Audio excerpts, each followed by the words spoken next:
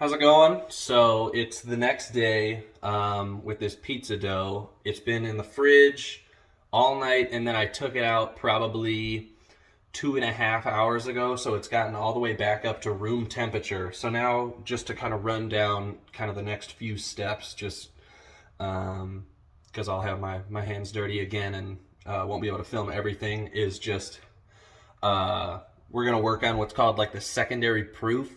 So basically, I'm making three different size pizzas. This recipe is intended to make six kind of even sized pizzas, pretty small ones, like 12-ish inches.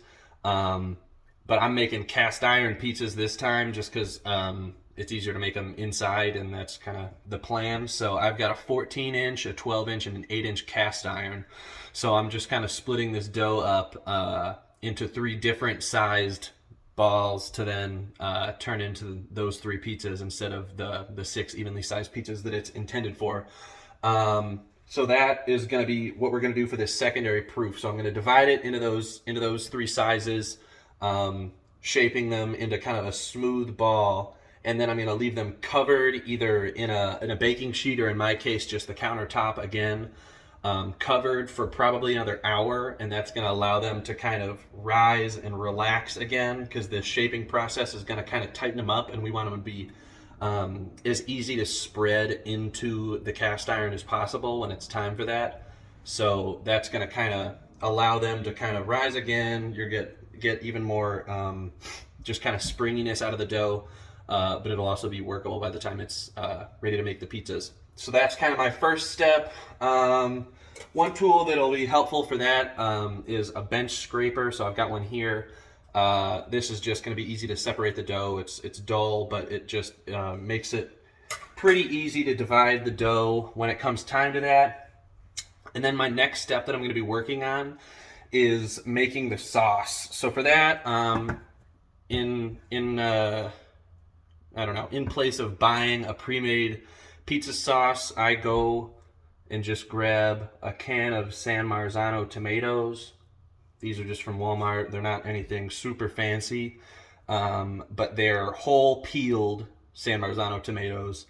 And what I'm going to do with that is, it comes with some liquid in the can. I'm going to just kind of tip most of that out to make room for my immersion blender. If you don't have an immersion blender, you can just then dump the contents into a regular blender or like a NutriBullet, anything like that. Or honestly, I mean, if you want like more of a rustic style sauce, just smash it up with a wooden spoon. I don't know, to each their own. But I'm going to use an immersion blender, get that homogeneous, and then just season it a little bit, and then that's it. I mean, it's a really simple sauce. And that is really the end of kind of preparation of ingredients. I mean, I just bought mozzarella cheese. I'm not doing anything fancy with that. And then it's just kind of putting it together and topping it how you'd like. So I'll get some clips from each section of what I'm doing, and then yeah, put it all together. So here is the freshly uncovered dough. As you can see, much larger than when we put it in there. One thing we're really going to benefit from is having oiled this bowl. It's going to be pretty easy to get it out of here. Otherwise, this is going to be pretty sticky, just because of the higher hydration of the dough. But just with the help of a rubber spatula, just right around the edges of the bowl, it shouldn't be too hard to turn this out. But you're going to want to make sure that your work surface is well floured before you put the dough down on top of that. Otherwise, it is going to tend to stick. So make sure it's nice and floured before you get to working. Here's that same dough ball that I've now just kind of coaxed into a more workable shape. Now I'm going to get to dividing that into my three uneven shapes.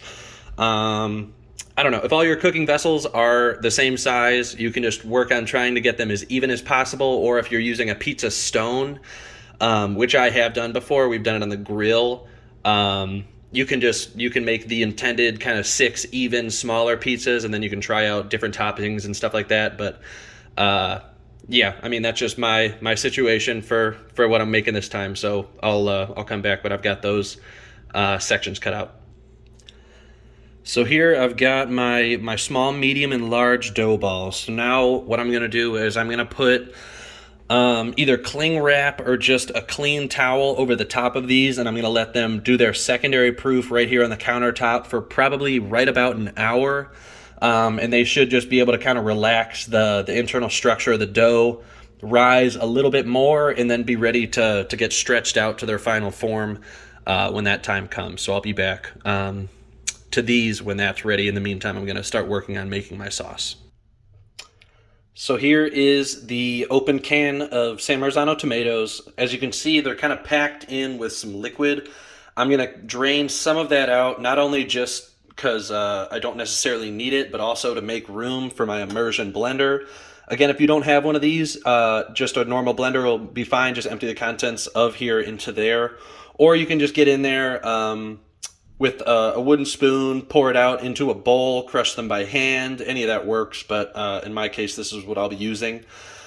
So yeah, and then after that, I'm just gonna season it pretty simply. Salt, pepper, onion and garlic powder, and then maybe some Italian seasoning. And then one thing that's definitely optional that you can think about would be to add just a pinch or so of like granulated sugar. This just kind of depends on the sweetness level of the canned tomatoes that you get. If you're happy with kind of the flavor of them as is, then you can definitely skip that. But if they come and they're kind of sour or whatever, maybe I don't know, not the best, or you just like a sweeter pizza sauce, then definitely go ahead and add some of that just kind of to taste. Again, this is kind of all just to taste, just based on your preference. So just you can just taste a little bit as you go, and then just stop when you're happy with the product you've got. So here's the finished product. Inside of that can of San Marzano tomatoes, I've got them pretty much completely blended up, added the seasonings I mentioned before. And now I'm just going to kind of set this aside until it's time to assemble the pizzas. Okay, so here I've got the first dough stretched out. This one's going to be my biggest pizza so far. Things to remember, if you're using a cast iron, you should preheat it kind of on your stove before you put this dough in. Otherwise, the crust isn't really going to get brown at the bottom. So I've got that going right now over here. And then I'm going to place this in there, and then I'm going to put all the toppings on, and then it's all going to go into the oven just as hot as yours will get. Ours is at 550, and then you just kind of monitor it from there. So here's this first pizza topped up, just cheese pepperoni.